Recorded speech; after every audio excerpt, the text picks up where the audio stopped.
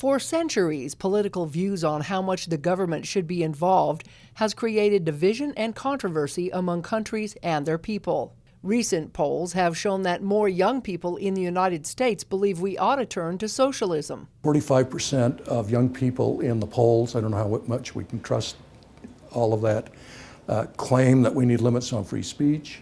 30% think that socialism is superior to a market system. It isn't. It'd be a disaster. Joe Green is a political science professor at Dixie State University. He spent the last 40 years studying and teaching about the differences between capitalism or a free market system versus socialism. In a market system, people are in charge of their own lives, and they make all the decisions. They're constrained by their budgets. Some people have more money than others.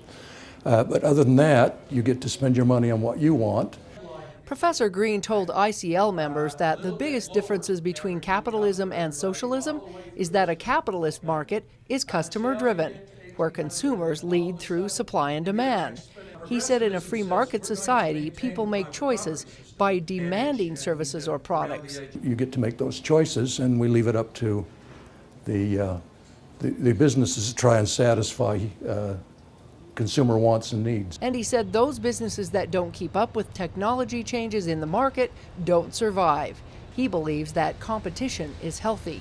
In a socialistic setting, Green said there is no competition, and therefore no way to drive the costs down or need to improve the products offered. Third world countries or countries under a socialistic regime have a tough time keeping up with free market enterprise and therefore don't usually have as healthy an economy. He also said that private property is key to a free market system and success. In countries where property is owned by the government, Green said the people live in higher poverty. And they have decided that we're going to organize society according to one principle. And in socialism, that one principle is material equality. Some people think universal health care should be provided to all citizens, while others believe the free market or private sector creates a healthier competition. However, Green explains that it doesn't work that way with health care. They say, if you go to your primary care physician, you can go, it's free, the government will pick up the cost.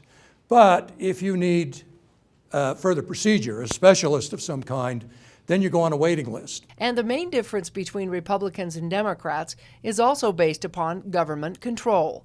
Democrats want more help from the government, Republicans want less. But Green said those countries under socialism have always had massive downturns, whether it's lives impacted or social economics. How's North Korea working out for us? We like that.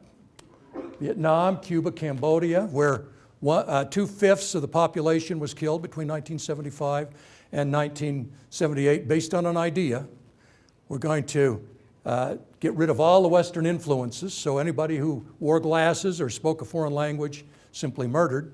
Finally, they got to the point, we can't make this work, so let's just kill all the adults and just raise the kids. Okay? That's what they were doing